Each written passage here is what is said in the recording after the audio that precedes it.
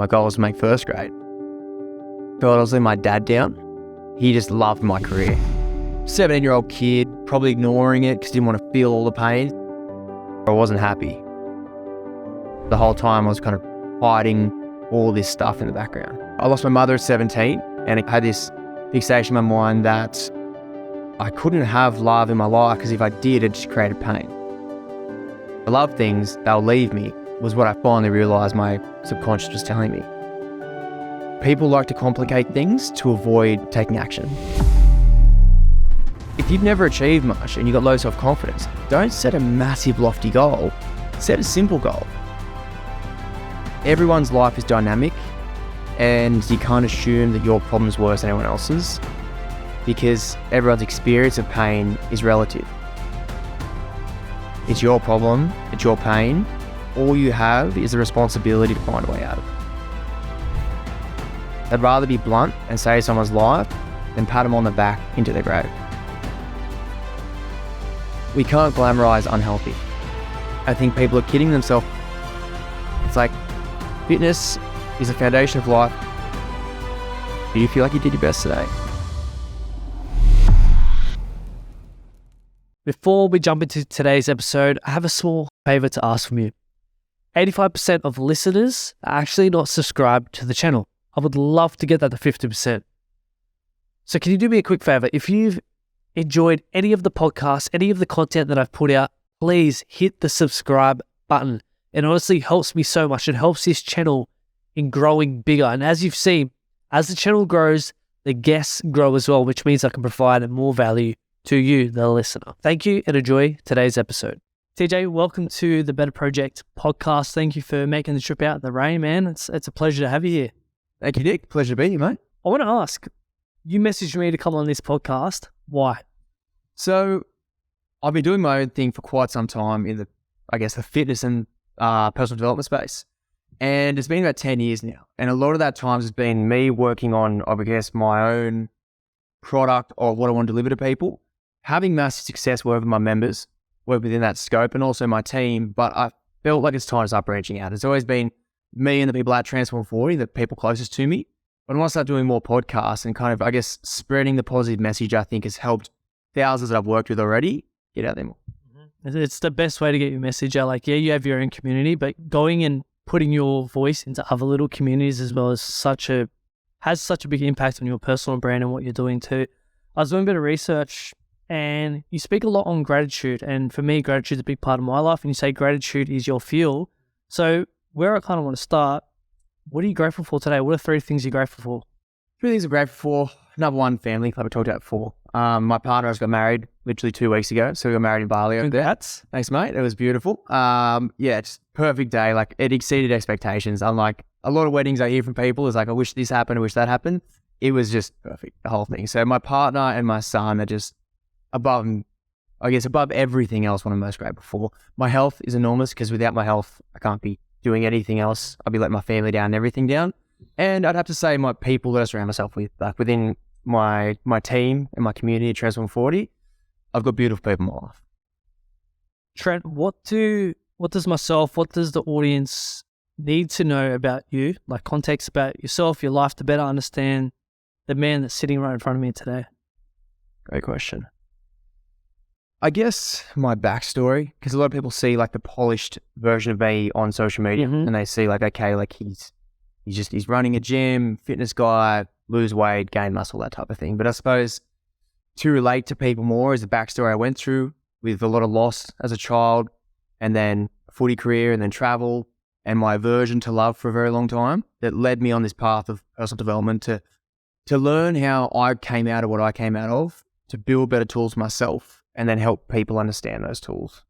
You mentioned loss from a young age. What was that loss? Yeah, so from a young age, I lost my mother at 17 and a couple of years before that, lost my grandfather, who was a huge idol for me, and my uncle. For a long period of time from there, at 17 years old, I didn't really understand it at the time. I learned a lot more down the track, especially going to things like Tony Robbins and studying people like he and Brendon Burchard and leaders in the space of, peak performance, but also how to understand your mind. So I lost her at 17, and then from there on, I just dove straight into footy. So footy was my savior. It wasn't for that, who knows about drugs and alcohol and stuff like that steers you off track. But I had footy. That was my number one thing. But I didn't realise until I was about 24, 25, 26, when I went to my last Date with Destiny Tony Robbins event, that for many, many years I was pushing love away. I had this fixation in my mind that I couldn't have love in my life because if I did, it just created pain, which was loss. So like, if I love things, they'll leave me, was what I finally realised my subconscious was telling me. And then through doing this process and kind of connecting with my mother during it, and then finding forgiveness for each other, then that night I told my partner Tiffany the true story about how my mother passed away. Because I used to tell everyone over and over again that she died of cancer and just kind of push it away because that's a very acceptable death. When the truth was that she broke her back, she ended up not looking the way that she used to look. She was depressed and abused alcohol and in turn, in a degree of a way, drugs as well, that led to her death. And I figured out over a long period of time, and I was very embarrassed of that. I felt like a smudge against my own life, so I just ignored it, dove into fitness. But the whole time I was kind of hiding all this stuff in the background. You had that shadow. Yeah, and I didn't realize how much it was holding me back until I finally came to terms with it, told Tiff the full story, felt this weight lift off my shoulders, and I went, okay, well, what if I made my darkness, my story, someone else's light? What if from now on, because I'm already in the fitness space by this point, I'm helping people get incredible transformations because I understood psychology quite well from all the work I've been doing. I knew how to get them to buy in. What about when I have this vulnerable, concerned young person who is overweight, has no confidence, doesn't want to really open up their story? It's hard to get the result for them because they're not really opening up. What if through vulnerability, if I just gave them my story, then they feel more comfortable to open up because I haven't always been perfect, I'm not perfect now, and give them that kind of open up version of me. And from then on, everything just skyrocketed as far as the effect I could have on people. It's crazy when you actually start to open up, other people will also do so. And that's why I'm a big believer in vulnerability breeds vulnerability. Yeah. And just by me hearing that, it's like, okay, cool. Like, he's opened up. Now I can go deeper again. Yes. It's like a level of trust that you don't have without it. Definitely. Like, and I can relate to holding on to stuff and then going to like personal development event and doing that inner work and letting it go. Like, for me, I had a lot of blame, a lot of resent towards my father because my upbringing and the way he kind of treated me differently. I felt like I was outside. I felt like I was alone, and I blamed him for that. And I blamed him for my lack of confidence, me being so anxious and letting that control me because I thought, well, I believed that that's who I was because those were the words that I heard growing up. And, 0 to 7 is like your imprinting phase. And if you continue to hear those words over and over again, you label yourself as that. And I did. And I really let that hold me back and control me, especially the anxiety. And it wasn't until I started diving into personal development and flipping my perspective when it came to anxiety, because when anxiety is mentioned, it's like a negative thing. Like, it's so bad. For me, now that I've done the inner work and I've spoken to a lot of people around it, I now see anxiety as a positive. It's a good thing. It's a sign of something that you need to go towards. Mate, I love that. That's exactly what I say all the time. Please continue. Yeah. I was going to tell you how much I'm on the same track. Yeah. So once I came to the realization that, it's not bad. It's actually good. And I was listening to a podcast, and anxiety and excitement have like the same physiological symptoms. And I was like, maybe I'm not so anxious. Maybe I'm excited. And yes, this anxiety is popping up because it's a sign of something, like a podcast, right? For example, guests that would used to come on, I'd feel so anxious about it, but deeply I was actually more so excited. 100%. We're both likely having the same fireworks in the brain. Like, talking about that brain mapping of anxiety and excitement today. We're excited to do it. I tell people all the time, all anxiety really is the universe telling you you've got to take action. Mm-hmm. What's the action you haven't taken for the thing that's stressing you out? Then go and take it. So when you feel anxious, I tell my team all the time and my members, I'm like, sit down and write out anything you can think of that's stressing you out. Anything you can think of. And look at that list and think, what can I take action on? If you take action on that one, let's say it's, I haven't called my brother in a while. Okay, we'll call your brother today. Okay, tick, that's done. Next one might be, okay, my health, I feel like I'm overweight. I don't like the way my body looks. Okay, what can I do? I can sign up for a gym. I can get a meal plan. I can get a coach. I can train online. I can go for runs every day. I can eat better. There's usually something you can do. And that anxiety is just your body saying, take action. You're either excited or you're not doing what you need to do. Just take action. And in our heads, we overcomplicate it so much, and we make the issues bigger than what they actually are. When you actually sit down and write them out, you're like, these aren't that big, and there's always a solution to every single one of them. 100%, man. It's like people like to complicate things to avoid taking action. Mm-hmm. So, like, I use weight loss as an example all the time because it's always, obviously, it's my life, but it's also such an obvious one. It's like, okay, you're overweight. Well, the solution is extremely simple. It is eat less food than you burn in a day over a long period of time. And if you're not quite there yet, extend the time horizon. So the actual process is so simple.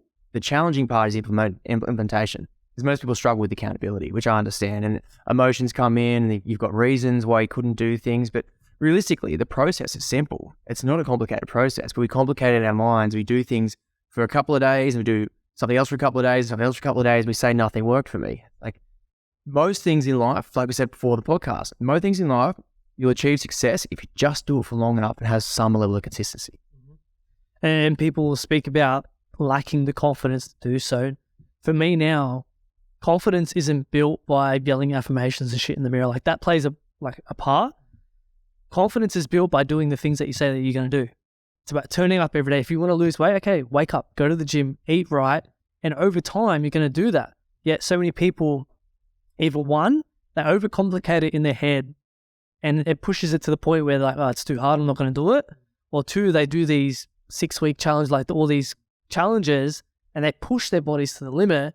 Yeah, they may get results, but then what do they do after that? They rebound because it's not sustainable over time. It's about creating a healthy lifestyle that you can stick to, because who's the healthier or the fitter person? The person that trains 39 and 40 days, or the person that fucking does it half-assed or gives up after 10 days?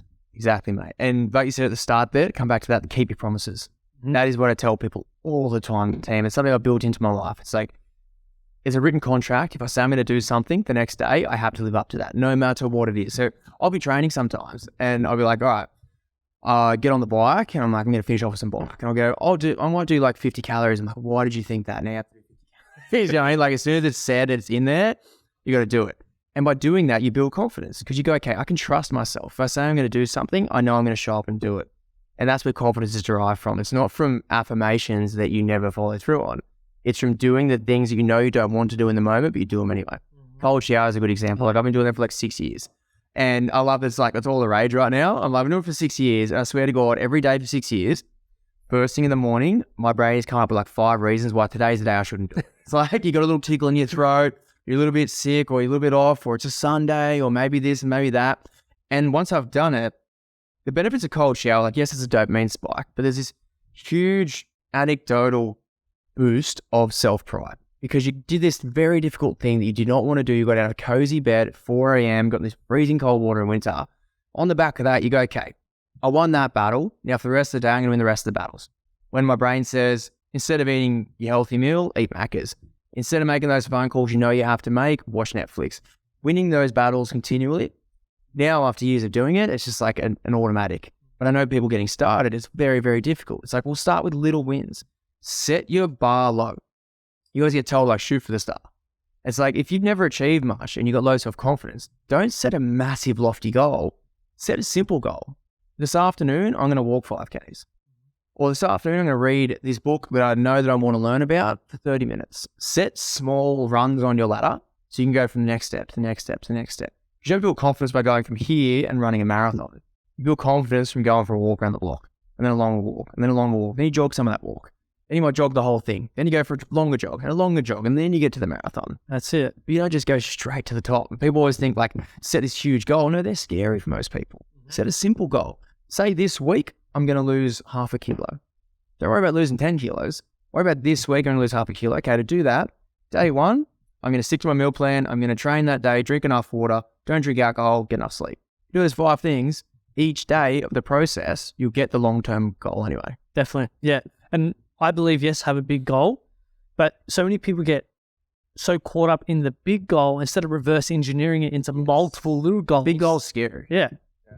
Take little steps, 1% each and every day, and you'll be surprised that you will achieve that big goal. But if you, from the get-go, be like, oh, fuck, I want to run a marathon, and you don't reverse engineer it, you're not going to run that marathon, are you? you're not even going to step outside for your first run. No way. And you need that specified time too, because some people might come to New Year's and go, okay, I'm going to lose weight this year. They've been overweight for a long time. It's affecting their health, their relationships, everything. They're going to lose 10 kilos this year. But they get to December 1st and they haven't lost a kilo yet. And they've got 10 to go. So you need to reverse engineer. You go, okay, let's just round numbers. I want to lose 12 kilos this year. It's a magic number for some reason. Well, I need to lose 1 kilo a month. 1 kilo a month is not much at all. Like 1 kilo a month, break it down to weeks, you're losing 250 grams. So if you just eat a bit better, drink more water and move each day and make sure you're ticking off those 250 grams per week, you're going to get that long-term goal. But if you just think I'm going to lose 12 kilos whenever, well then whenever will never come because you'll always have reasons not to. You've got to set some form of finite time at the start that keeps you going, gets you moving, and then you go, okay, checkpoint, a month in, I'm on track. Cool. Start again. Let's go. From fresh, month in, I'm still on track. I'm still on track. That's it. It's all about the structures and the systems that you put into place. Like there's this quote, you do not rise to the level of your goals, you fall to the levels of your structures and systems. Well, I like that. It's so important. Yeah. Because you can have the goal, but if you don't have the structures in place, how are you meant to know the steps to actually take to reach that goal? And at the same time, goals are great. And you probably see this a lot being in the fitness industry. People may drop off over time. Do you feel, people say, oh, I don't have the motivation, right? The motivation plays, I think, a pretty decent part in that. But you need that deep intrinsic, motive, why, that purpose. Like, why are you actually doing that? Because, you may want to lose 10 kilos, but why? Like, what's the feeling you want to feel off the back of that? Yeah. How do you deal with that? Because I seen you mention somewhere gaining leverage on yourself. Does that tie into what we're speaking about here? Enormously. Yeah. So in the goal setting process, we'll start off with where you are now. So rather than saying, what are your goals? You really need to find the pain point we're trying to get away from, because human beings, we're designed to either get away from pain or head toward pleasure or both. Now, if you don't create enough pain in the current circumstance, you won't change. So I've seen a few people talk about this recently where having a job that's just good enough, or a relationship that's just good enough, or a living circumstance just good enough, like it's pretty shitty, but it's all right because you get a little pay rise each year or whatever it may be. That's far worse than being in a horrendous job or a horrendous relationship, because there you're going to change. You're going to get out of that situation because the pain of staying there is less than the pain of leaving. Yeah, you can put up with. Yeah, but if it's a decent job, like it's all right, I don't enjoy it, doesn't light me up, but I get a little pay bump each year, it's comfortable, the people I work with are all right, you're likely not going to leave that, because the pain of changing, going to something new that's scary, is worse than the pain of staying the same. So when I'm gaining leverage, I'll say, okay, where are you now? How are you feeling right now? And they're like, oh, I want to get more tone. I'm like, no, I don't want to know your goal, because more tone, who's going to work hard to get more tone? I'm like, how do you feel at the moment? Okay, well, I've gained 5 kilos in the last year. Let's say it's someone who's 45 and it's a father. I've gained 5 kilos in the last year. And I'm like, okay, and how do you feel? It's like, yeah, I feel sluggish, tired most days. I feel all right strength-wise, movement, but yeah, I feel like I'm getting older, I'm slowing down, I'm putting weight on. I'm like, okay. And where do you want to get to? He's like, oh, I'm not really sure. I'm like, well, let's use negative visualization for a second. Imagine if you gained 5 kilos in the last year, you're 45, and you do that, let's say, gain 2-3 kilos a year for the next 10 years. Where's your health at then? If you don't take action. And they'll start to play that out. Yeah, imagine that. And what you're doing to your family, the strain that's putting on them. And you're not doing it to be mean, you're doing it to wake them up, because people will gradually gain weight the rest of their life if they don't have good habits in place, because you move less, you eat more, drink more, things like that. You start to deteriorate. So figure out where they are now. Then off the back of that, we start talking about where they want to get to. Okay, well, what's your ideal outcome over the next, say, 40 days, like that short time horizon before we do the big one? Okay, well, I want to lose that 5 kilos. You can do that in 40 days quite comfortably. I want to build better routines, better relationships with my family. I want to look in the mirror and feel proud at the end. I'm like, yeah, that feeling of pride is enormous. You want to look in the mirror and think, I earned this, I achieved this. What I thought I couldn't do, I did it. I'm like, okay, great. So now I've got that down pat. Now it's about the leverage. To gain leverage on yourself, you will not change unless there's a big enough reason why, like you said. So let's say I had a gun to your head and I said, deadlift me 200 kilos or I'll shoot you. I'm liable to get shot. Yeah. Can you lift 200 kilos? I'll fucking go for it. You try. But what it can do is, the most important factor is your nutrition, because I like to wear that energy balance. If I put a gun to your head and said, for the next year, I'm going to stand there with a gun and I'll pull the trigger if you ever eat anything but what's on this list. You'd eat that exact list, and you could do it because that's a choice. But the training aspect isn't a choice. Sometimes you just can't do something. I can't run an ultra marathon right now. I can't deadlift 200 kilos. So they're not really choices. They're things I can't do. You know, people say like I struggle to eat well, I can't eat well, or I find it really hard. It's like you find it hard, you don't have a big enough reason why. Figure out what your gun is that's to your head to make you eat that food. Yeah. Whether it be visualizing your family without you because you're not looking after yourself and you're going to pass away young. Whether it be you've got this event coming up you'd love to feel good for and look good at and see yourself there not making those improvements, or use positive visualization where you see yourself after 40 days or after 6 months and you wake up in the morning, you feel incredible, you look in the mirror, you look completely different, you go downstairs, you see your partner, your relationship seems better because you love yourself more, they can love you more because you let them in now, you kiss them, you go off to work, you see your colleagues, everyone's getting along really well. You see a friend you haven't seen for 3 months. You go, holy shit, what have you been doing lately? You look incredible. How good's that? You go to an event that night. You feel good in your dress or your suit or whatever. Play that visualization out in your head and that's your North Star. That's your reason why. Then once you have that leverage, then you go, okay, I'm going to stick to my meal plan 5 days of the week, Monday to Friday. If I don't, you say this to your coach or someone you love, if I don't do this, hold me accountable. Then I have to come home, I have to go on a 5K run and donate $500 to like the political party that I hate or a charity that I don't like at all. Like find leverage there. And you go, okay, I don't want to do that. I don't want to support them or I don't want to support that. I definitely don't want to run 10Ks tonight. I'm going to eat my meal plan. That's how you gain leverage on yourself. You find ways of making it painful that you want to follow through on the thing that you know you need to do. How have you gained leverage on yourself? Oh, great question. Like for me, the fitness side of things, I do pretty comfortably because it's been happening for quite some time. I suppose it's worth thinking into more business, relationships, and like content creation like this. This is something that, as you know, it's something you want to try and avoid. You'll find reasons not to film things and do things. So for me, it's telling the people closest to me that I know respect me and I respect them, that I'm going to do something. I'm known as someone who, if he says he's going to do it, it happens. And now that's kind of like a badge I wear with pride, I suppose. I'm proud of that aspect of me, that if I tell any of my team or my partner that I'm going to do X, Y, and Z, and I don't do X, Y, and Z, that would hurt me a lot because that's something I'm very proud of, is that I follow through on my word and keep my promises to myself. So when are you launching your podcast again? Oh, good question. See, I haven't put this out in the universe yet exactly when, so now it's a matter of when I choose it. What are we in? End of April? Okay. I'm going to do my first episode by May 14th. All right. You've heard it here first. I'm going to keep it accountable. May 14th. May 14th, his first episode will be recorded. Did you say that's going to be with Troy? It will be with Troy, yes. All right, cool. I look forward to that one. Yeah, it'll be cool. Let's give you a good laugh. We know each other quite well, but I'll get some stories out of him. Dude, you mentioned before that you could relate to me totally when it came to anxiety. Is that something you've personally dealt with yourself? Yeah, enormously. What's your experience been like?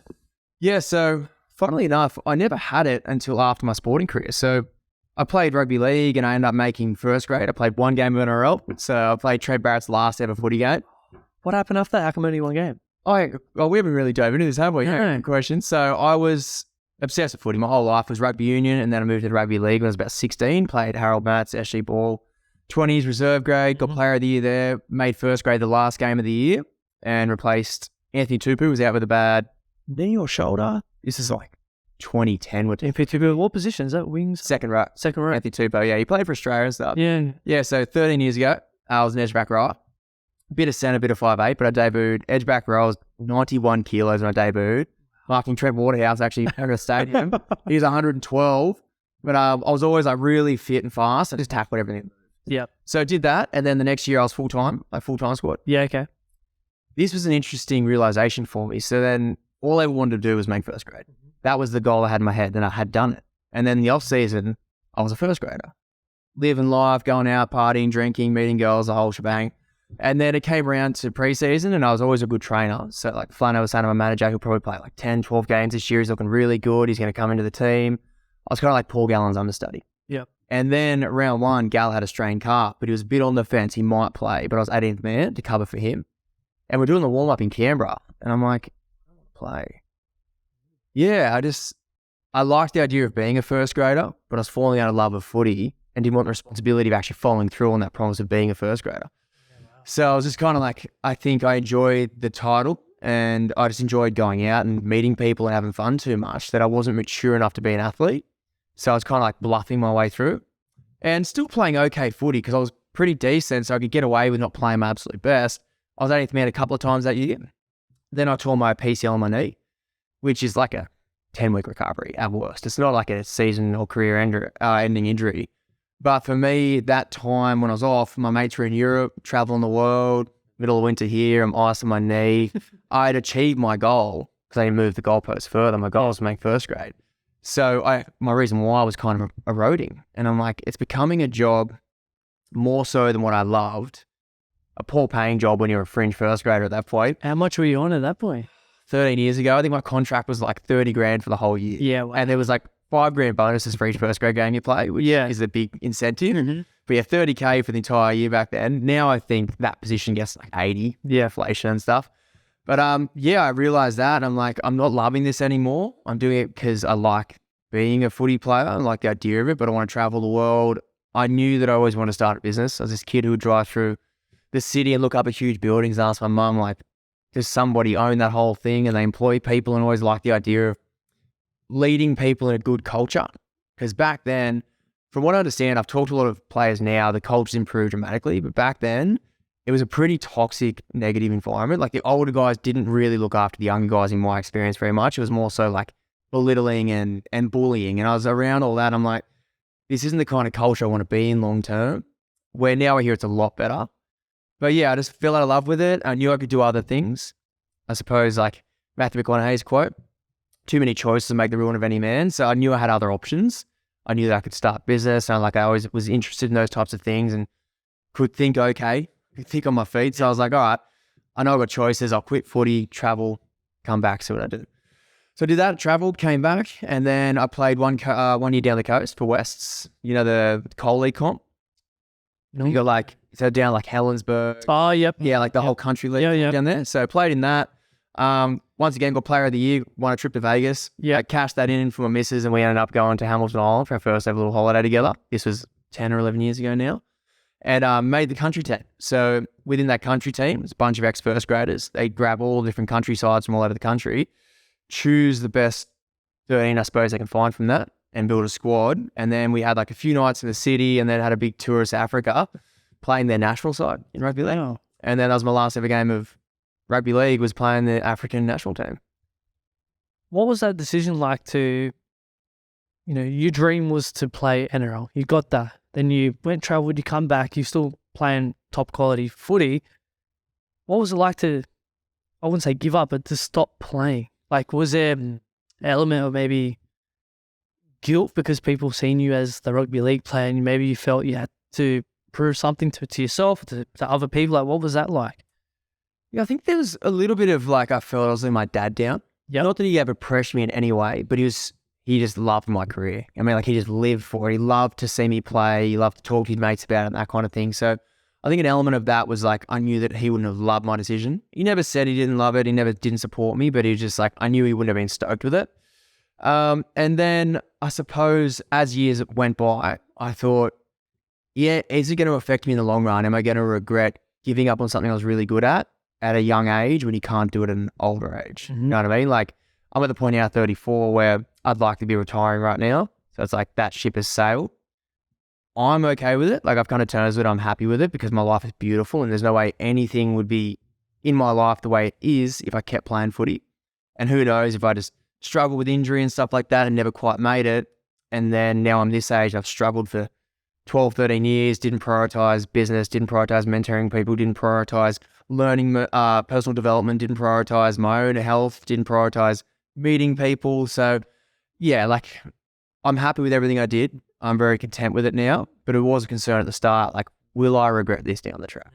I feel everything happens for a reason. And when you mentioned that already in your head, you felt like you didn't want to play anymore and then you copped that PCL injury. I feel like that shit happens for a reason. 100%, man. Like law of attraction. Like I brought it into me. And I actually had moments where I'd be playing and I'd be like, wouldn't mind getting injured.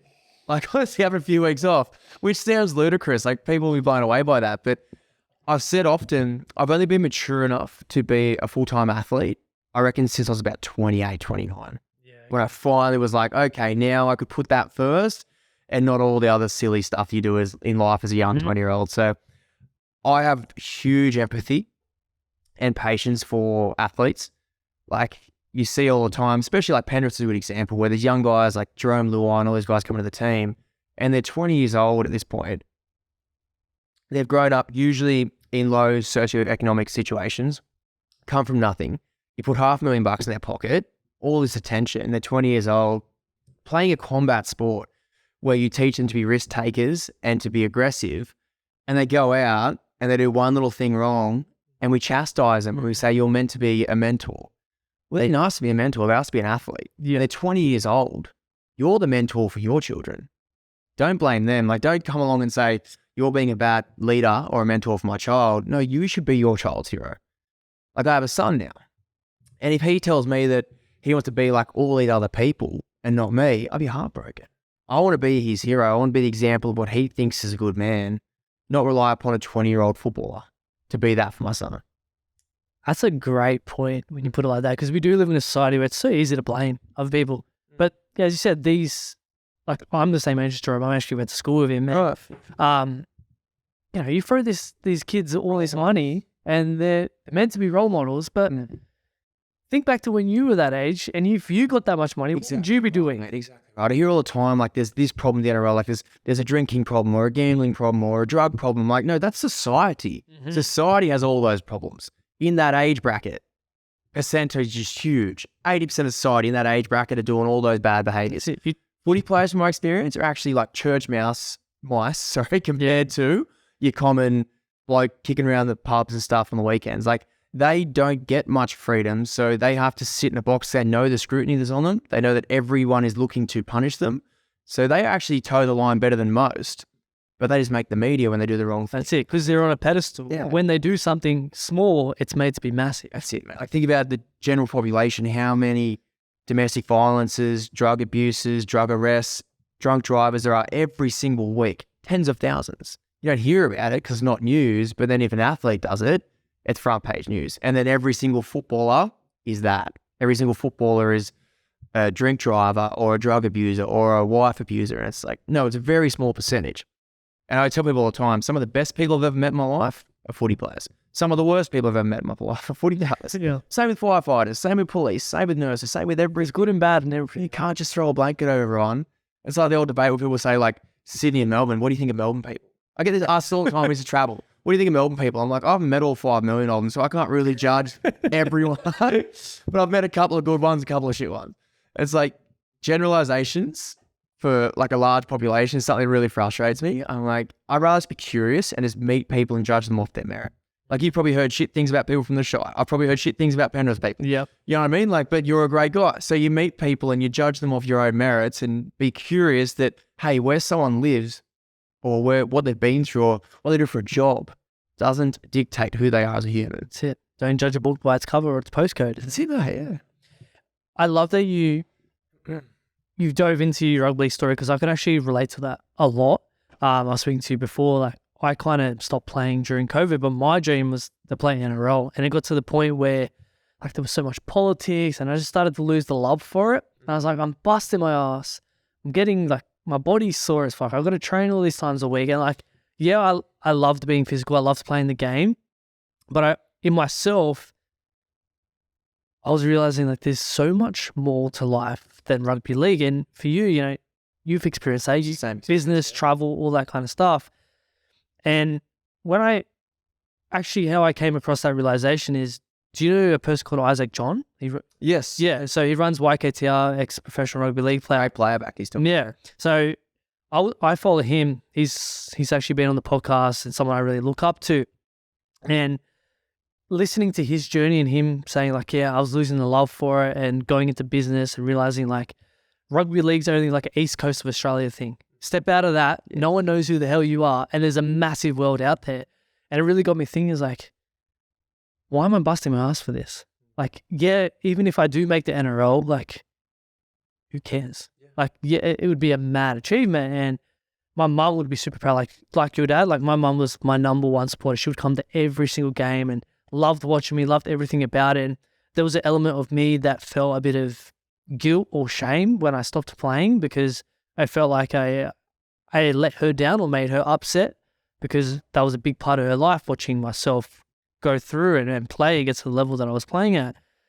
But I was like, this is my life. If I continue going down this path, I'm not going to be happy.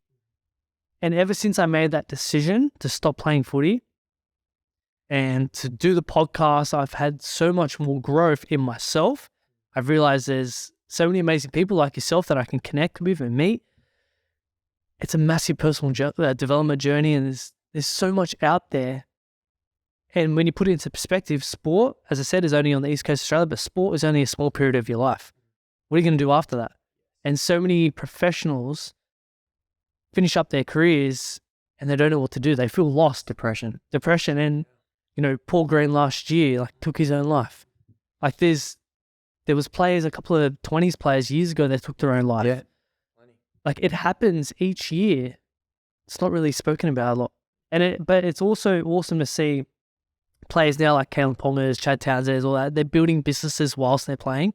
They're leveraging their brand now to build something because they know their career's not going to last forever. All it takes is ACL injury, career concussion. Yeah. That's all it takes. A split moment like that and your career's done. Yeah, mate, I couldn't agree more. Yeah, that falling out of love with it.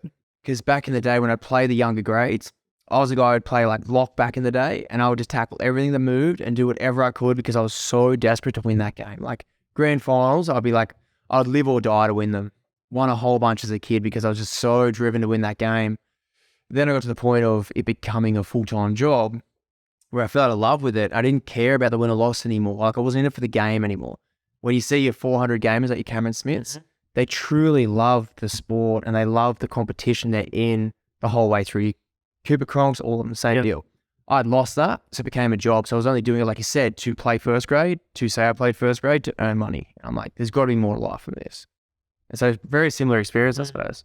Definitely. And how did you find yourself getting into the gym business, the health fitness? Obviously, background in footy, it's naturally you're going to be healthy, conscious. But what made you want to own a gym? Yeah, great question. So when I was playing footy, I was always very interested with the physiotherapist, I guess, what his role was. Had a few injuries, had a dodgy back for a little bit, the knee, had about pretty much every injury you can imagine, actually. Do you feel like you could play now, in Masters or something like that? Yeah, I could now. Yeah? I still play Oztag and stuff. Oh, yeah? Still do jiu-jitsu, so I'm still very athletic in the way that I guess, approach life. It's just the soreness and stuff like that footy is just very combative. And then also, I am very aware now with age, I probably got lucky with the concussion stuff. You see a lot of footy players now coming out with these motor neuron degenerative diseases from all the head collisions. So I'm thinking maybe that was a good thing that I quit early because now I still have all my faculties and I can still be there for my son for a very long time. I can still think well. So, I think track a little bit there. Where were we at the start? Speaking about, you're in a conversation when you're just present in the moment. How to get in the gym business. That's it. How to get in the gym. Sorry about that. Lucky I can edit that out. Yes. So how I got into fitness was playing footy. I was very interested with the physio side of things and also the strength and conditioning side of things. So I love training. I was always in the gym doing my thing. Quit footy, travelled, came home, and actually that's an interesting story. On the back of playing professional rugby league in front of 20-something thousand people, getting paid to be an athlete, putting yourself on this pedestal when everyone else puts you, thinking that you're all that. I came home, had $3,000 debt from travel, had living at home, no car, no nothing. And I'm like, okay, what am I going to do now? Started doing labour hire works where I get on the train in the morning, every morning, 5 a.m., all the way to the city, climb this enormous high rise they were building. I was doing smoke flashings on the ceiling. So I was just putting the Sikaflex on these silver panels, stick them on the roof, nail gun them in over and over again. That was the only job because I didn't have any skills. Yeah, okay. My skills were that applied to this, I guess, the building trade. And I found myself I was always fairly intelligent at school and I love reading and I was still learning things. I was still doing all that. I was still doing personal development. When I'm at work with these guys who didn't seem that clever, would just go to the pub every afternoon, gamble their life away, spend all their money drinking, get up the next morning, do it all again. But they were experts in this field. They were far more intelligent than I was in what I was doing. And I'm like, there's got to be something else for me. I can't feel like this and doing this. And my partner, Tiffany, who's now my wife, she said, why don't you be a PT? She's like, you've seen other people do it. You know you can do it. You love training. because I'd come home from that job and like no matter what time it was, anytime I fit this little passport, I'd go in at 9 o'clock, I'd do a training session. I'd eat perfectly when I was at work, building these smoke flashing. So I'm like, okay, yeah, I'll study my cert, sweet. And that's when I started reading like Anthony Robbins at the same time as I was doing it. Going into fitness, straight away went from like 0 clients to full within like 2 months. Yeah, wow. Just because I suppose I was living that lifestyle and I had a way of understanding people. I was always good with connecting and figuring out the reason why and what was holding them back. So my early clients, it was a point where if I told them to eat sand because it's going to help you lose weight or gain muscle, they would have done it. So I was getting really good results. So I was full shopper straight away. Did that for about 5 years, brought on one of my clients as an employee. He became an employee for me at that gym. Then I had this idea one day where I was just like, you know what, didn't like where I was being managed in this facility. I'm like, start our own gym. So I told him to start our own gym, sat down, wrote out a business plan. And I was like, okay, well, what's missing in the market? Like, what do I feel like my clients now need the most? I see them 2 or 3 times a week. We do a training session and they're left their own device. And they come to this big, scary gym. Most were like anxious, not really out there types. It's kind of the people I like to help. And I'm like, okay, well, I need an environment where they feel safe.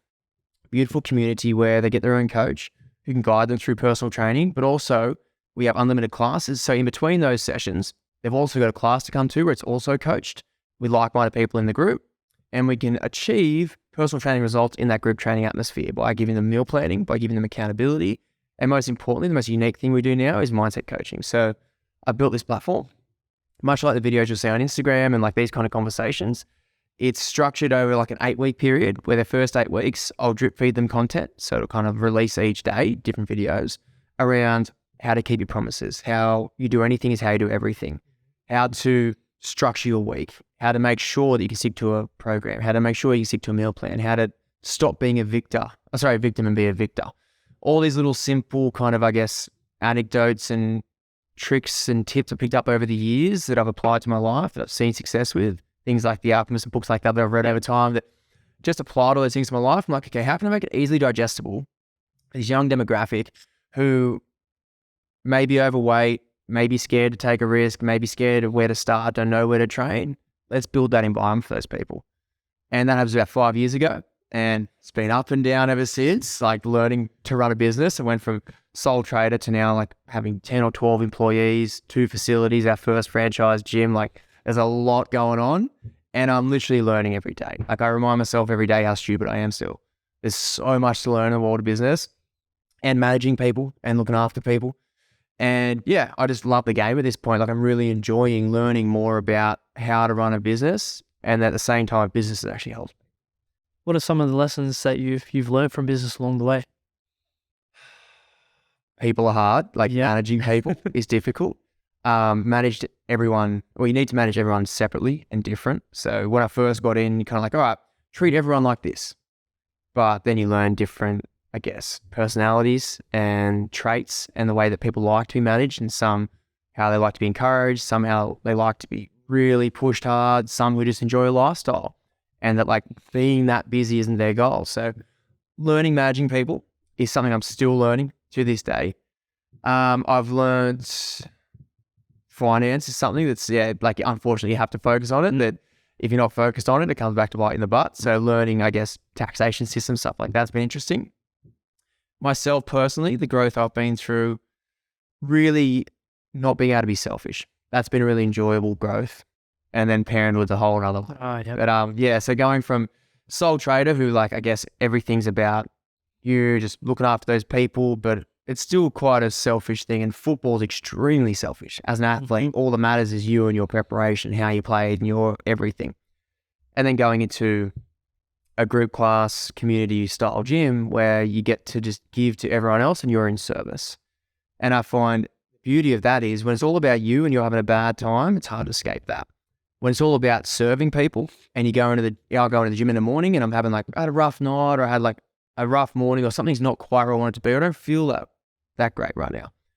And I walk in, I try and make like 2 or 3 people smile and have like one good connective conversation with someone who's struggling and give them the tools they might need to get out of that. All of a sudden, I'm good again. And it's like, okay, wow, by focusing outside of me, it fixed me. I think that's been one of the most powerful lessons I've learned. I love that. Yeah. Tony Robbins says it right. Like the secret to living is giving, whether that be a gift or actually giving your energy to someone.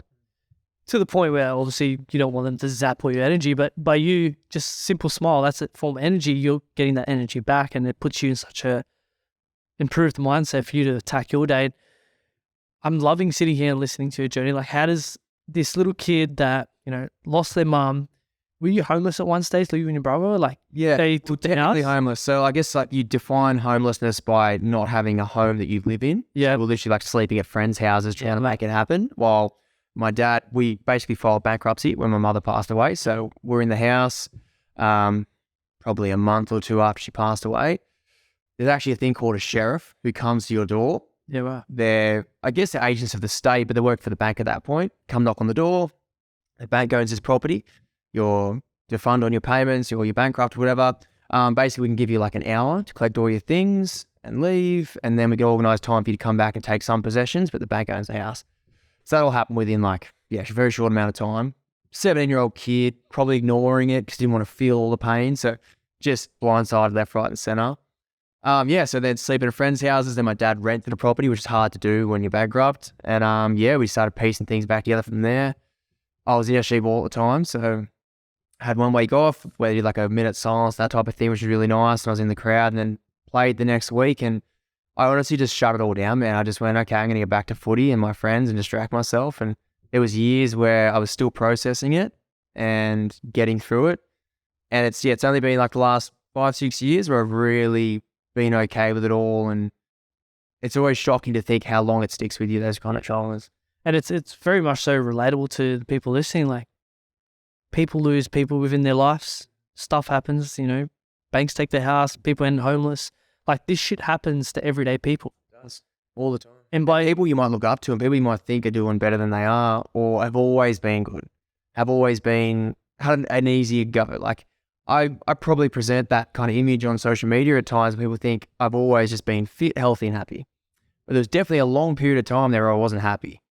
Times where I haven't put my health first. I haven't been extremely fit. Like, everyone's life is dynamic, and you can't assume that your problem's worse than anyone else's because everyone's experience of pain is relative. So me losing my mother at 17 years old may have been the equal amount of pain experienced by a 17-year-old girl who just broke up with a boyfriend, as far as that's the worst pain she's ever experienced. So I can't say my problem's worse than yours or yours is worse than mine or whatever. It doesn't matter. It's your problem. It's your pain. All you have is the responsibility to find a way out of it. Exactly. And you could have played victim and said, oh, fuck, this happened to me. My life's going to be shit, like so many people do. And have you heard the story of the two brothers, and they had an abusive upbringing, alcohol, stuff like that? One ended up in jail, one ended up owning a business, and they get both asked the same question: how did you end up in this predicament? And they both say, my upbringing. So for you, you've taken the right path to owning a business. I'm curious, did your brother, what way did he go? Yeah, it's a good question. You don't have to go deep because it's personal. We can. And he'll be okay with me saying most of it, I think. Yeah. He will be. Yeah, he will, because we're best mates now. Yeah, okay. But we did kind of take a fork in the road for a bit there. So the best way I can summarize it was, I told myself I didn't need a mother and I could still be successful on my own, so I didn't rely upon anyone, which had its good and its bads. But what it did was it fortified a discipline and a belief in myself that I can do anything I set my mind to. I still believe to this day I could fly a rocket to Mars if I wanted to. I still learn how to be an engineer and fly a rocket. Or I could do brain surgery if I put the time in to learn it. I like to have that delusional belief of anything I want to do, if I put the amount of hours in and bust my ass, I can learn and do it. And that helped me get through footy and then build a career and stuff like that and build a company. Jace, on the other hand, he was more so looking to replace mum. So he, in her last, I guess, final years, they were almost like best friends. Like, he did most things with her. So then losing her, I think it was more of a huge hit as far as it changed his lifestyle and what he was doing. Where I was already very much in footy and my friend groups, so I could continue doing that. He had to redirect. So I think he dove into a new relationship instantly, and another relationship, and didn't look after his health, was very overweight. Relationship broke down, got to the point where it would have been 4 years ago, I reckon, where he was still really overweight, eating crap, barely training, unhappy, angry at the drop of a hat. And then he rang me one morning and said, I've been kicked out. Our marriage is dissolving. I don't know what to do. I don't know where to go. And I said, okay, come to my house. And we had a pretty vacant relationship at this point. Always courteous, never fought, but just like you'd see each other at Christmas and stuff like that. Hey, mate, how you going? Like, I think we both avoided each other because we knew that pain of a reminder, maybe. They're like... It's the same pain as well. It's just both he's dealt with it in a different way. Yeah. So then Tiffany and myself went to lunch that day and he was in a real bad spot. We had drinks and stuff and had a bit of a laugh and cheered him up. And then I said, why don't you come to the gym? I just opened the first Transform 40. Come to the gym. We'll look after you. I'll get Troy to train you. We'll get you on track. We'll get you fit, this type of thing. He's like, okay, great. So he comes to the gym. At this point, he was full of excuses. He was quick to anger, stuff like that. Anyway, I'll keep it short. He lost a bunch of weight, got fit as hell. He was trying out for the Fires the whole time. Couldn't make the Fires. He didn't really have a life story to tell and helping people. Anyway, so he loses a bunch of weight, becomes a personal trainer, looks incredible, starts to let go of the excuses, start to take responsibility. Now, like you look at him now, like through his social media, he's like chiseled, great looking guy, best fashion you've ever seen, looks after his hair and stuff. He was like 120 kilos and just like very overweight. And now he looks incredible. He's like 80 kilos. Even to the point where a client that followed me from Engadine to my gyms in Transform 40, he met her there. They start dating. Long story short, they're now married together. They live together. They got all their sons hang out and stuff like that. He's in the Fires now because of the path he took through that, I guess, that breakup and training with Troy and learning responsibility and stuff like that. He eventually got back on track. So he took the different fork and now he's in his dream job. Still works for me on the business. We see each other all the time. I was best man at his second wedding. I wasn't his first. He was best man at my wedding. So yeah, he really directed back onto that path, but it was very distant for a while there. It's an incredible journey, and it just goes to show, like, once you let go and work through and do all that inner work, you know, you're able to actually come through that and be the best version of you. And it's the simple things of working on your mind, body, spirit. And what I believe are those three areas, I speak into it and call it mental fitness. That's why I love that you mentioned that within your gym, yeah, you go to the gym for your physical, your body, but you incorporating the mind and the body into that. Like, I'm sure you do like breath work and meditation and stuff. Workshop on breath work the other day. Yeah, that's awesome. Not many gyms do that. And as a society, we either focus on one of those areas and it's usually just the body, that we forget the mind and the spirit. It's all connected. But as a society, I feel like we're so disconnected. So to be able to come to a gym like yours and get the full package where you can build your mental fitness each and every day, man, when shit arises, when obstacles come their way, like, they're going to be able to better overcome that because they now have the tools. Yeah. And so it's awesome seeing it. I think it's a massive hats off to you to realize, like, it's more than just the body. There's so much more that goes into it. Yeah, well, I think because it saved me. So I was always fit, healthy, playing footy at a high level, but I was essentially in some level of depression by that point. So what saved me was learning how to understand my mind, why I'm feeling the way I'm feeling, and how to not feel like that. Through usually by doing something, through achieving. Well, like, okay, I'm feeling like this now. Why don't you do something where you feel proud of yourself? So you feel like absolute crap. And I say it all the time, like, here's an example of the beauty of what fitness can do for your lifestyle. It can compound. So let's say a young girl, she's 80 kilos. She hates the way she looks. She's miserable. She's really low self-confidence, doesn't talk to anyone because she's so shy, has never had a boyfriend, got a crappy job, but she doesn't have confidence to do anything else. She comes in Transform 40. I see this all the time where all of a sudden she meets a coach who believes in her, who builds her a plan and goes, okay, here's the strategy. Here's what we're going to do. We're going to lose X amount of weight. We're going to train well. We're going to eat well. We're going to look after yourself. You're going to watch the mindset content. You're going to learn how not to be a victim anymore because no one really cares about your excuses. At the end of the day, you're going to go to the bank and show them your excuses and they don't stop charging you. It still comes in. And then a week in, she's down half a kilo or a kilo. And then like 3 weeks later, she's moving better. She can now squat. She can now get up and down comfortably. She's now lost like 2-3 kilos. She's starting to build connections in the gym. She's starting to get along with people. Extrapolate that forward. She's down 10-15 kilos in a couple of months. She's got a new job because she's got the new confidence. She's speaking to a boy because she's finally loving herself. She can love someone else. It's the foundation of all change. If you aren't happy with the vessel you're in, if you're uncomfortable in your own skin, it will affect every single area of your life. And if you don't think it is, you're delusional and you're eluding yourself to protect yourself from the pain of facing the fact you need change. Now, I'm not saying that everyone has to walk around with a six-pack by any means. I don't have a six-pack most of the year. Okay, like what I'm saying is you need to be exercising and eating enough so that you love the body you're in. Okay, so if you don't love the body you're in, make changes. If you do love the body you're in, stay the same. But if you don't love the body you're in, it's going to affect every single relationship you have. You're going to treat your spouse worse. You're probably going to treat your children worse. You're not going to have the energy to do things well at work. So you're probably not going to perform well there. It's like fitness is the foundation of life. We need to train well and eat well to have the energy to do all the other things and be in the vessel that you love enough so you can treat everyone the way they deserve to be treated. Quick word from our sponsor, Better Media, which was actually formerly known as One Stop Pod. But to be honest, recently I found my love again for videography and content creation. So if you're looking to promote your business through video content, build your personal brand, or even start a podcast, Better Media covers it all. If you'd love to find out more, follow us on Instagram at Better Media. So that's BETAR Media. Mention this podcast to get a cheeky little discount off your first studio hire or video shoot. Let's get back to the episode.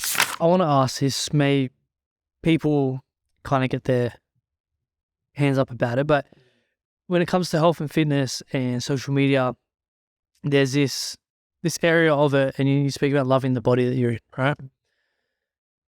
Overweight people saying that they love their body and being body positivity, but they're overweight and they're unhealthy. What's your take on that? I know it's kind of controversial. Yeah, honestly, I don't care these days. Like, I want people to know the truth, and we can't glamorize unhealthy. Mm-hmm. You know what I mean? Like, I tell people all the time who aren't unhealthy, but probably have more body fat than I guess some other people might find comfortable, but they're not unhealthy. I'm like, if you're happy, you're winning. That's fine. But if you're obese, we can't celebrate that. We can't say you should be obese and proud and put you on the front of the cover of a magazine. What's that showing our kids? We're showing our kids that you should be striving towards early diabetes and early death. Because take the feelings out of it. Facts don't care about feelings. Is that if you're obese, if you've got like 40, 50% body fat, or you're 50 kilos over like the average weight for your height, you're going to die early, no matter what. Like, there's no way around this. It's sad, and I sound callous saying it, but why not tell the truth and give people the facts? I'd rather be blunt and save someone's life than pat them on the back into their grave. I love that answer. And I wasn't sure how you were going to respond, because some people are like, oh, this is what you see on social media. I'm going to fall into that as well. And everyone has to be body positive. But for you, you're straight shooter. You say it how it is, and these are the facts. Like, if you're overweight, you're not healthy. Yes. Yeah, and I think you need that in the world, because there's too much of this woke movement where we're patting people on the back for doing things that aren't going to serve them in the future. So with my team all the time, I call it radical candor. I'd rather be radically candor based with my conversation with you, where I'm not trying to be mean, or I'm not trying to put you on the spot. I'm trying to help you be better. Like, if I can see you practicing bad behaviors, and I can see you not being your best self, I can see you treating people less than you did before, I want to address it in the moment. And I'm okay to be the bad guy in that moment, or you might not like me for a minute. Even a client might not like me for the first 2-3 weeks, because I'm on their case. I'm like, hey, did you eat your meal plan? Oh, I did okay with my food. I'm like, what's okay mean? Like, you have a system or framework to work in. Like I said, to lose weight, it's a simple process. You eat less than what you burn in a day. If you went okay with your food, where'd you land on that metric? Because I set you here and you're burning this. That's perfect. We'll lose exactly what we agreed to. Oh, well, I missed dinner and I didn't have this and didn't have that. Okay, well, you didn't do okay. You did terribly. You need to hit it 100% or we won't get the result. And that's what you agreed to. If you agreed to 80%, I'll agree to 80% and I'll hold you to that. But what you ask me as a coach or as a mentor or as a father is, here's what I'm going to do. Here's my promises. I make certain promises to you as a mentor or a coach. You make certain promises to me as a mentee or a client. Let's hold each other to those, and let's make sure that outcome we talked about happens. But if I don't do that, if I take like the easy out and I want to be the nice guy, people say like, oh, I didn't want to be mean. I didn't want to say anything, because you're protecting yourself. I'm protecting myself as a leader or a mentor, as a coach. If they say that, and I go, oh, that's okay, sweet, we'll just try harder next time. I'm not being nice. I'm being a coward. I don't want them not to like me, so I'm going to give them the answer they want to hear. It's actually cowardice, it's not kindness. Because kindness would actually be to hold them accountable for their failures, because they're going to be miserable when they don't get the result. That's it. And so many people are they care about feelings. So I don't want to hurt your feelings. But the thing is, you're coming to my gym, like your gym, to get fucking results, right? So I'm going to keep you accountable and keep you on track. If you're not eating right, well, I'm going to pull you up on your stuff. If you're not training properly, why the hell are you here? Like, you were here to achieve your goal, to be a high performer, to be the best parent. Like, it all integrates into each other. This is what I'm here for. And at the end of the day, you're going to blame me for you not getting the result. So I want to make sure you get it. But also, I'm not saving their feelings or anyone out there. Like, it's a good lesson for people is when you say, I wanted to be nice, so I didn't say anything, I just left it alone. You're not being nice to them. You're trying to protect your own feelings. You don't want to have that confrontation, or you don't want to feel like the bad guy. You're so terrified they might not like you. I'm like, I'd rather be disliked for 12 weeks and then respected and loved at the end because they got the result. I love that, parent. Especially you now being a father and you being the leader and the example that you are now. Like, your son's going to grow up and see that, and he's like, fuck, my dad's going to keep me accountable for my shit. He's not going to let me off. Like, I'll support the hell out of him, man. But I'm like, that's my single, I guess, biggest driver in life now is being the man that I want him to become. So he's got that example, because it doesn't matter what you say to kids. It's what they see and feel. Like, you can say, treat your mother with respect and never do this, never raise your voice, and especially never touch physically. But then if they see anything different to that, they're going to do exactly what they saw. They don't care what you said. Monkey see, monkey do. That's it, mate. So I'm like, that for me now is what I'm so excited about. I can't wait until he's almost 1 now. He's 11 months. I can't wait until he's already picking up on things, but I mean, we can truly talk. And I can be like, that's okay. Like, you didn't quite do what you wanted to do, or you didn't achieve this and that, but you did all these things. I'm so proud of you. Or when he doesn't do his best, like he could do, let's say he's playing footy and he could try his ass out. He could make 100 tackles and play the best game of his life, and they could lose by 50. I'd be so proud of him. He might not score a try, nothing, but his effort levels was there and he did everything he wanted to do. And I'm like, I'm so proud of you, Junior. You're going to be better. Or he could be in a team who wins 50-0, or he might be an absolute gun player who scores 5 tries, his eyes closed. But if I know he's cutting corners and he wasn't trying his hardest, I would talk to him, be like, hey, buddy, like, I know you got more in you. Did you feel like you did your best today? Like, it shouldn't be about the exact result when it comes to that kind of thing. With parenting, effort levels need to be rewarded, I feel. And I can't wait to be able to like have those conversations with him and mentor him as a father, because it's going to make me keep leveling up. And it's like, it puts you in the spotlight. You go, okay, I need to live what I'm talking about. I can't slip up anymore. Like, there's no weekends where I get to go out and get on the beers for 3 days straight. And what he's at home learning from that, like, those days are gone. Your actions speak louder than the words.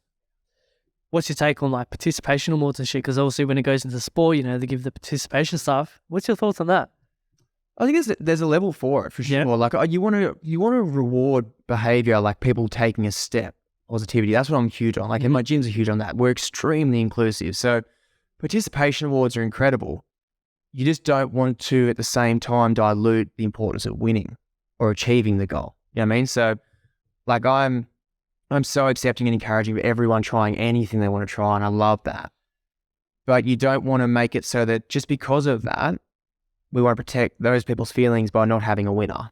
Like, it's still important to have competition in life, because competition breeds competition, which breeds innovation, which breeds forward progress. If we eliminate all that and make sure everybody is happy at all times and no one's feelings are ever hurt, it's an impossible task, and you're going to stop forward momentum. You're going to stop innovation. You're going to stop any kind of achievement, because it's like, get back to communism. Why would someone study so hard and work their butt off to be a doctor when they could just sweep gutters and get the same amount of money? It doesn't work like that. Humans need some form of incentive to try harder. You take away kids' chance to win something and all they get to do is participate. Unless they absolutely love every second of the participation, they're going to stop doing the thing. Exactly. What's it like being a father? It's been a very dynamic run, as you probably experienced yourself, man. The first 3 to 5 months were the hardest of my entire life, bar none. Why's that? I think he just had all of the hardest conditions that you could hear about a child having. So, yeah, like, I'm probably overstating that. Actually, I am massively. I retract that, because there is some horrible things that can happen to children. But I mean, just as a newborn baby, his sleeping patterns, and he had silent reflux. It was untreated for a long time. So, like, screaming in bed at like 2 a.m., but we like couldn't give him the bottle. He wouldn't take it. Struggling with that. My partner was going through a really hard time, like probably postnatal depression, wasn't diagnosed, but likely.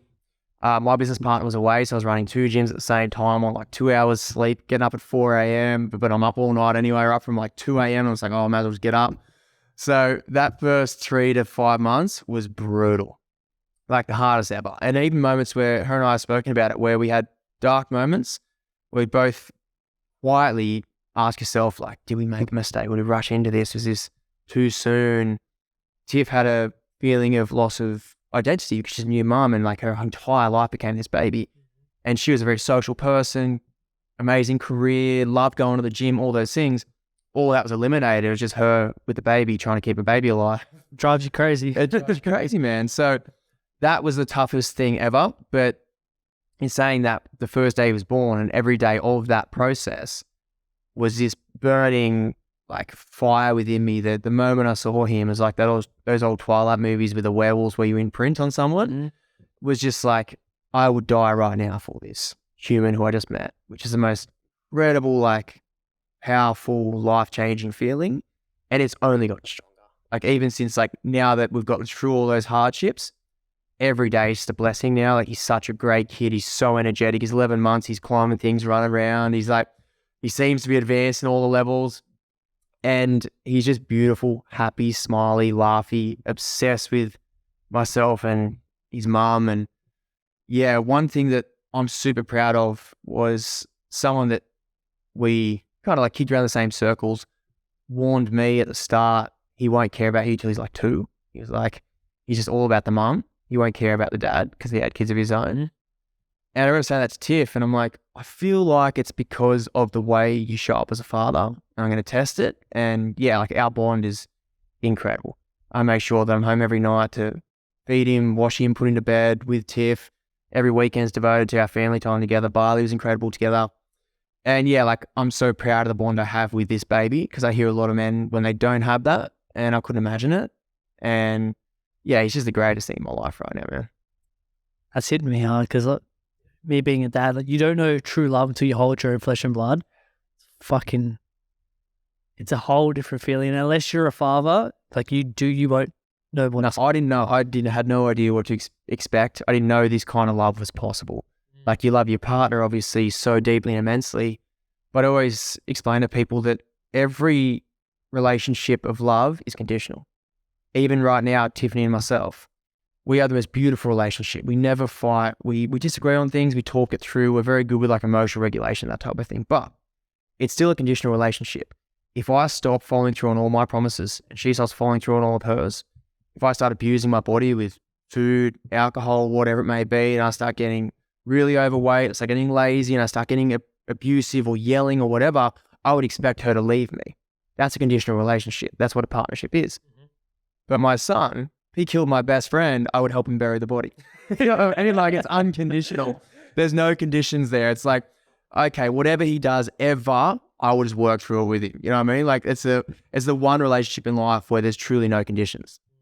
How did you find it during the pregnancy period and also the first couple of months where you mentioned like all the attention is yes on the baby, but also on the mum? And I feel like as the dad, we kind of get pushed to the side a bit because the main attention is on the child and the mum. How did you personally deal with that? Or did you experience kind of that push to the side or not? No, I did. Yeah. Sure. Yeah. I think it's warranted and deserved what they're going through for sure, but it's also still hard. I feel like a lot of men suffer in silence and a lot of new dads do go through real struggles. So for me, it was like, I'd always been this very individual person who could look after myself with my eyes closed because of my discipline and my ability to coach people and sell and things like that. I knew that I was looked after, but all of a sudden I had a partner and a son who I had to provide for. Because I was always like, you could take me down to $0 and I'll get by because I'll just figure things out again. Well, all of that was gone now. Well, people relying on you. Yeah. So now it's like, okay, this enormous pressure to provide and to keep providing forever. So that was huge. And then people not really understanding your struggle and me not being one who really complains to people. Like I'm open and I'm vulnerable to people who can, I guess, have some form of assistance. But for me, if I'm telling people my problems who can't help, I'm just complaining. So like there's a few people in my life I talk to, and I did do that quite a bit. But yeah, I think people underestimate the struggle that a new father can go through. And the biggest pressure is that feeling of I need to provide forever, and it all comes down to me. And if I don't, I'll be a failure and I'll let them down. So it's my single greatest driver now, but it was largely intimidating at the start because, like I said, my business partner was away. We had like a bit of a turnover of staff and things like that. So that period was like, what's going to happen? Like, well, all I can do is control the controllables. For me, that's really simple. I always go back to health. So leading up to the childbirth, I was eating kind of whatever, drinking a bit on the weekends, not really training that hard. I didn't really feel great.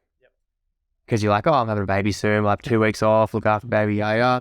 And then had that little staff turnover, knew my business partner's going away. And I went, okay, what can I control so I feel like I have forward momentum that I can then leverage off to have more forward momentum in business and provide for the family. And I went, okay, I'm going to train my ass off. I'm going to eat perfectly Monday to Saturday. I have like pizza and stuff on the weekend. I'm not going to drink a drop of alcohol for a month. That's what I'm going to do. And straight away off that, started feeling better. Started going, okay, well, I'm progressing in my health. That's awesome. Business went back a little bit, but I'm going to tick that back up because I've got momentum now. Relationship, still great, but I'm going to obviously figure out this baby scenario. But for me, it was like, get back to training well, eating well, moving your body. Don't drink alcohol. Do anything that's going to stop you or stunt you or help me not feel motivated. Put my focus there because I know once I do that, I'm going to feel more motivated to film content, to make the phone calls, to be in the gym more often and look after people and build those relationships. It all comes off how I feel about myself and what I'm doing for myself. And I think people are kidding themselves. They think they can live a life where they're eating poorly, not moving much, being very sedentary, and think that they're going to show up in other areas of their life in a really beautiful, energetic way.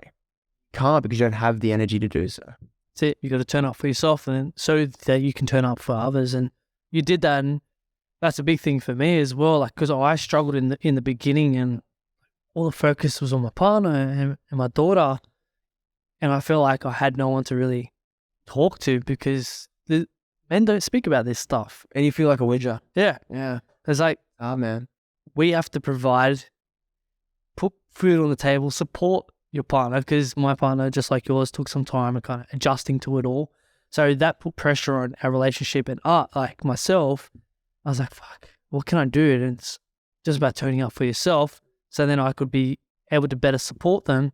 And yeah, what did you do? What were your go-tos to?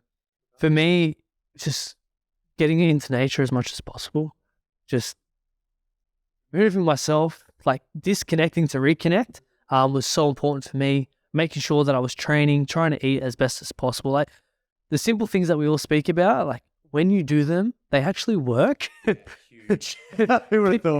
think that you need all this fancy crap out there. It's get back to the basics. Simplest things, man. Simplest thing, and people don't do it. That's it. And making sure, like, I had one of my close mates had a child 4 months prior, so I could talk to him. So I had that person that I could reach out to, I could speak to. But all in all, it's just me taking personal responsibility and focusing on the things that, as you said, you could control. And I love that you mentioned the kind of stigma around your child only wants their mum for the first couple of years. For me, just by turning up like you did, like I have such a strong relationship with my daughter. There's obviously times like school pickup, if I go with my partner, my daughter runs straight past me, straight to her mum, and I'm like, oh, thank you. I love you too. But like we have such a strong connection because when I found out I was going to be dad, and when it actually happened, because of my upbringing, not having a close connection with my own father, I was like, I'm going to ensure that I have a close connection with my daughter. And now, like, as that Tony story, it's like, which one do I want to be? Yeah. Do I want to be the brother who uses an excuse or a reason? And it sounds like you've used it as a reason to be better. That's because my relationship is like this, I'm going to make sure it's not like that. Mm-hmm. That's it. Every day, like, especially if it's good weather, we're out at the park, we're at the fields, like we're playing together, like we're spending so much quality time. And my mum even says to me, like, you should be so grateful that you spend so much quality time with your daughter, because not many men get to do that. They're always working such long jobs. Even one of my mates, he was working multiple jobs and he barely seen his daughter throughout the week. It was only on weekends.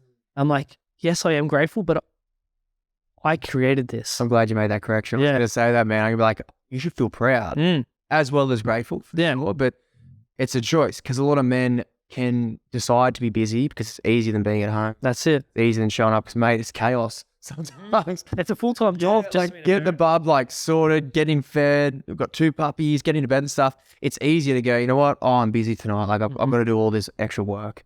And it's something that I've said to my team, one of my greatest priorities right now is I'm home every night on time to have that process with them. It's very rare that I'll ever miss that. There'll be points where I have to, of course, but I could quite easily, I've never not got work to do. I could easily work till 7, miss the whole chaos of bed, put it all on my partner, not have that relationship with my kid, and then convince myself I had to work. And how does that look a couple of years down the track? Rubbish. Yeah. Chapter L204, extrapolate it. And it's full of regret because you know as a man that you took that easy out. Is it for men, nurturing and caring for isn't your number one, I guess, evolutionary trait. Females are evolutionarily built to be great nurturers and to look after the home and look after the child. From way back in the day, we used to hunt and gather. Men are literally genetically built to even pick up and have faster reflexes on dangers and things like that because we go hunting and you have moving objects, so hand-eye formations, but things like that. We're built to go and do that. So for us, it's kind of difficult to be at home, feel like you're not doing much because all you're doing is with your child. But I constantly have to reframe my mind because I'm so go. Yep. Yes, you're not making phone calls. You're not there doing all these things with 20, 30 people. You're molding this beautiful soul that is the favorite thing you have in this world. So whatever you think you should be doing is bullshit. You should be doing exactly this. I still got to remind myself. Oh, I battle with that quite like often because, as I said, as men, we're doers. We want to achieve things, but prioritizing your children, molding the next generation is such a massive job and so important. And for me, it's like, okay, get home from work from 4 to when she goes to bed at 7, like that's our time. And then after that, then I can focus on the podcast and the business. And the biggest thing that I learned from becoming a father is prioritizing your time, especially when it is business and you may not have enough hours to do things because you are being a parent. It's like, okay, don't waste your time on shit that isn't actually going to help you achieve your goals. Prioritize the things that are going to help you, like focus on the 20% of things that are going to achieve 80% of the results, not the other way around. Yeah. How do you do that? Because obviously you work full time, right? And you run this amazing podcast. How do you find a way to eliminate what you realize isn't as important? And how do you structure your time? Like, how do you keep track of what you're doing? So for me, a big thing was delegating stuff. So I don't edit my podcast. I delegate that because prior that was 10 plus hours a week of editing. Hardest part. Yeah. The hardest one's easy. Yeah. This is what I enjoy doing. Yes. So if I can focus more on this and not have to worry about the editing thing, it's only money at the end of the day. I can pay it's $100, $200 a week. And if I can afford it, I can afford it. And it saves me time, which I can then put into spending with my daughter. So delegating stuff and then, cutting the shit that I don't need. Getting up earlier. There's going to be sacrifices. I may have to sacrifice 1 or 2 hours of sleep so I can get up earlier and do the things that are needed. But I know in the long term, it's going to benefit me. Yeah. And like say after a month, you look back and think, I wish I had those 7 hours of sleep. Or you can look back and go, I'm glad I did those 7 tasks. You know what I mean? Like I always say to people all the time, like at the end of the week or end of the month, are you going to wish you slept more and trained less? Or are you going to wish that you got up, did the training session? Because at the end of the month, you're not going to go like, oh, I could do with those 5 hours of sleep. Gone. But you did the things. So that's the big movement for you is you actually progress and did the things you had to do. That's it. And I try and schedule in days like this morning, instead of waking up at 5, I woke up at like 6:30. So I schedule in that extra hour and a half because over the week, if you're only sleeping 5-6 hours, like it kind of builds up. But then on the weekend, if I have that extra 1 to 2 hours sleep, I feel good. So just about scheduling that in, prioritizing and delegating stuff that you don't need to spend hours doing. So that's what's worked for me so far. And it's, as you know, being a father, it changes each and every day and things are going to evolve and you're going to learn so many more lessons from it. But that's a part of the journey, right? It is, man. And the best journey I think anyone can go on. Like I said, it was the most harrowing, difficult, life-changing, beautiful thing I've ever done. And like, it's just getting better and better at this point. So like we've been through, the hardship at the start, but I mean like, it teaches you a whole nother level of life. Like I'll walk out the back with him in my arms and we'll just touch a plant together. And I'll look at his eyeball sometime like closely while he's doing it or looking at like a plane And I'm seeing the wonder that he's seeing of the world for the first time. And it makes me a child again. And I'll go to the park and like he'll run off and like climb up the stairs and I'll climb with him and like I'll go down the slip with him and stuff like that. Like I'll do the things that he does. I'm like, just lead me around. I was following around the park and just play with him. I'm like, this is what you're meant to do with life. Like life should never not be play. It should always have an element of play in it. And you should make everything play. Even if it's work, find a way to gamify it in your mind. But especially when a new child comes into your life, you just get to jump on the back of that and live through their eyes, and it makes everything beautiful again. Because I'll tell you what, like there wasn't much new in my life anymore. I was 33. I had traveled the world, played sport, been single for a long time with my partner now. Like I love my life. I'm like, there's not much new to go. And this is a whole new frontier. It's like I found this new planet, which is his life. And I'm like, okay, sweet. Everything's brand new again. It's crazy. And it begs the question, like, why do we not bring out an inner child more often? Like, we're so scared of even things like judgment. Like kids, my daughter falls over all the time. She just gets back up. We fall over and we're like, oh, fuck, who's looking? No one gives a shit. Bring out your inner child. I love that you brought this up. Yeah, man. Like most people are stuck in a box and they're so concerned that someone's going to judge them. Someone they don't even like. Someone they don't even know is going to judge them. And Alex Hormozy, you're aware of love him. He did a great post the other day on Twitter. He said, the Queen amassed more wealth than 99.99% of anyone who's ever lived. She was a female monarch for 70 years. So way back then, that was like almost unheard of in the early 90s. Did this, and this. One of the most famous people in the world. It's been 6 months since her death, and you haven't thought about her until this post. So if you think anyone's going to think about you 2 days after you die, you're kidding yourself. In other words, stop worrying what people think and do what you want to do. Yes. So it was perfect, hey? And I'm like, you're so concerned what everyone's going to think. It's like, people might show up to your funeral if they're not too busy. And then after that, you'll be an afterthought for majority of people you even know, let alone who you don't know. Where does that programming come from though? Like, why the fuck do we care? Like, we go from kids not caring to then all of a sudden caring. Yeah, well, kids haven't developed the ability to yet to understand the dangers of not being liked. So I think from my understanding and research is that we came from back in the day evolutionarily to fit into a community was a way to survive. If you weren't in the tribe, you got pushed out of the tribe because you weren't liked, then you would die on your own out in the wild. So I think I believe we've been programmed to be liked and want to be liked because we fear that being out of the community will kill us. Now that's been hyper-focused by social media. Is now, instead of worrying about, say, myself, what my family and my 5 closest friends and maybe a few of my clients think would be my community, I'm worried about what 20,000 people and 100,000 beyond that. So now you're trying to keep everybody happy. So the way to keep everybody happy is to be as vanilla as possible and just do whatever you see everyone else doing. That's my belief. Yeah. No, I agree. I seen a video, it was like a study, it was like a doctor's surgery or something, and everyone was sitting down, but then everyone would stand up and a new person would walk in and like, why is everyone standing up?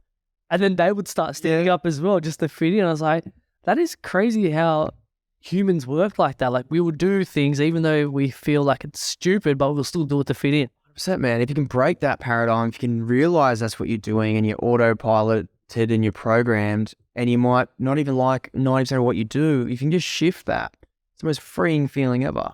And like you said, you go out in the wild and you get by the ocean and you feel so insignificant and you realize that ocean's been there for billions of years. It will be for billions more. You're a speck in the existence of this planet. And why do you think your problems are so big? And why do you think you're so special that everyone cares so much about what you're doing? They don't. People will attack you. And it's usually people doing worse than you. There always is people doing worse than you. And people you don't even know. But who cares at the end of the day? You probably get some trolls from time to time. I've had plenty of my time jumping in, saying this and that. It's like, I always just come from a compassionate standpoint. I'm always like, I'm sorry you feel that way, but you're obviously going through something. Are you okay? What's going on? That's how I deal with like Twitter warriors. I'm like, are you okay? Like you seem they come from a place of hurt. Otherwise you wouldn't be reaching out to this random stranger and attacking them. And sometimes I get a response being like, yeah, you're right. I'm actually sorry. I'm going through X, Y, and Z. It brings out their insecurity. It does, man. But if you attack them back, you're just playing their game. That's it. Yeah, I fight all that with empathy. You have to. Because you don't know what someone else is going through. They could have had a shit day, lost a job, whatever the case is, and they jump on your social media and go, oh, this fucking smuggler, he's doing so good. And he's like, fuck yeah. How good do you think you are? What do you think you should have a podcast? You think you're all that? And they're just they're sad. They're in really sad spots. Because no happy person who's doing well in life is looking for who to DM on Instagram and have an attack. That's it. Hurt people, try and hurt people. That's it. Like, no happy person who's doing well is going to be like, who can I attack? I need someone to attack. Doesn't happen. What's next for you, Trey? Like, you got the gym, you opened up, you got 2 locations, you said a franchise, new father, started the podcast on the 14th of May. Yep. What's next? What's on the horizon for you? More of the same, I think. So what I can often do and what a lot of people do is they start to think, I need to do something new, something different, something this, something that. I think I need to work more on being better at what I'm doing already, which is like cultivating my community, my members and my business, my company, like making it stronger so we can grow from a stronger place, not just thinking, let's go first and then that. That's a big part of it. Being the greatest father I can possibly be. Like, that's my single greatest driver now and goal. And it's like, it's just a to-do list. You know what I mean? Like we talked about before, like it's a goal, yes, but it requires me to act a certain way. So it's a choice. So if I'm not living up to that, I can the next day. So I'm always going to make sure I'm always being the person I want him to become in the future for him. And he never sees anything but that. It's up to me to keep living up to that. That's huge for me. And just more of this stuff. So I'm enjoying having more conversations, meeting people, getting more coaching out there. So like I'm offering like basically what we do within the gym, like transformation program, meal planning and mindset coaching, that kind of thing. I'm offering a version of that for free. So I'm like, I'm just going to get it out there to as many people as possible, digest the content, get a great physical result. All I ask is they just send me their results. So yeah, just more on the online space for sure, but making sure that the physical product and my team looked after as well as possible. If people listening want to connect with you on social media, come to the gym, where can they best find you? Yeah, so TJ_Transform40 is my Instagram. My name on Facebook would be Trent Grubb. That's my full name. TJ comes from Trent John Grubb. Outside of that, yeah, we've got our few gyms in Caringbah, Carlton and Campsie. But the biggest one is social media. I'd love to connect more people. Love to speak to more people about these kind of topics because it's something I'm very passionate about. And I think I've made excuses in the past not to do more of this, being busy. Yep. But it's time to focus on it. We're all busy, aren't we? Oh, yeah. Always. Trent, we have a closing tradition on the podcast where the previous guest leaves a question for the next guest without knowing who it is. So the question for you today is, what does success mean to you? What does success mean to me? Me to be successful means that I'm living a life where I'm content, not necessarily happy all the time because that's an extreme, where I'm content and I'm giving out enormous amounts of love. I feel loved and I feel like I'm constantly progressing towards something. That's my level of me succeeding. How I define success, I guess, as a broad way would be pretty similar to that. A level of contentment where you feel like you're not in pain, you're not in extreme joy, but you're content with your life. You're healthy. You achieve happiness from time to time. You have beautiful relationships. You have some form of progress forward in a career or a job or a business or whatever. Same with your health. Just some form of forward progress. Well, it was a long answer to that. But Man, thank you so much for making the trip out here, as I said, and having this beautiful, deep conversation. This is why I run the podcast, being able to speak to people like yourself and just go deep, because they see you on social media and yes, you put out content, but it's so much better to just go beneath the surface a lot deeper and have these really intimate conversations. So thank you for turning up with an open mind and sharing all the knowledge that you have. Thank you, Nick. It's been an absolute pleasure. Appreciate it, man. I enjoyed it. Thank you.